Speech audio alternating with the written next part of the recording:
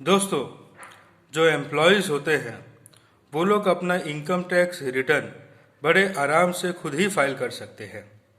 इसमें जानने वाली बात यह है, जिन लोगों की आय 50 लाख से नीचे है, उसकी सालाना आय 50 लाख से जिनकी नीचे है, उनके लिए इनकम टैक्स रिटर्न फॉर्म जो एप्लीकेबल है वो है ITR-1। एम्प्लॉयज़ के लिए ITR-1 फॉर्म नियुक्त किया गया है।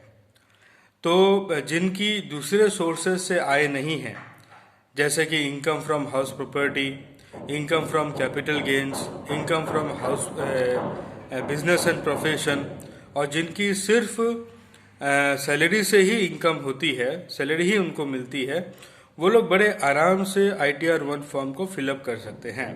बड़ा ही इजी वे है ITR-1 को फिलअप करना। आप फॉर्म 16 ले लीजिए।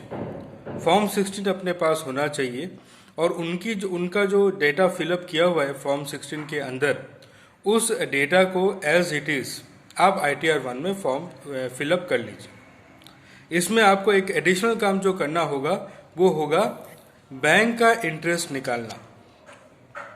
जितना भी बैंक अकाउंट आपके नाम पर है, जितना भी है, उन सब का जो प्रीवियस ईयर होता है, उस प्रीवियस ईयर का डिटेल्स निकालना बहुत ज़रूरी है।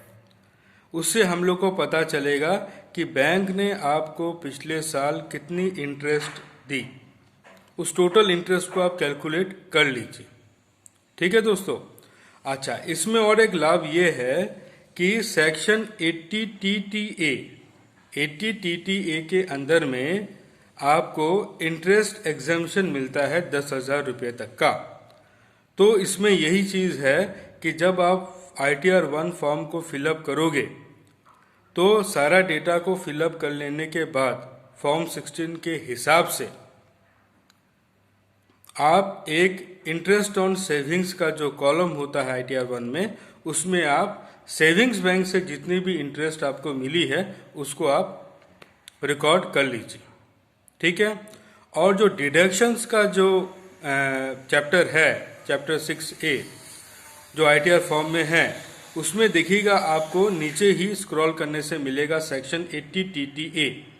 वो 80 TTA में जितने भी इंटरेस्ट आपको सेविंग्स बैंक अकाउंट से मिली है वो आप मेंशन कर दीजिए। सिस्टम अपने आप डिडक्शंस निकाल लेगा। बड़ा ही आसान है। तो एम्प्लॉयज़ जिनकी इनकम या सैलरी 50 लाख से नीचे और दूसरा सोर्सेस ऑफ इनकम नहीं है, वो लोग बड़े आराम से अपना ITR-1 फाइल कर सकते हैं। वीडियो देखने के लिए बहुत बहुत धन्यवाद। Thank you.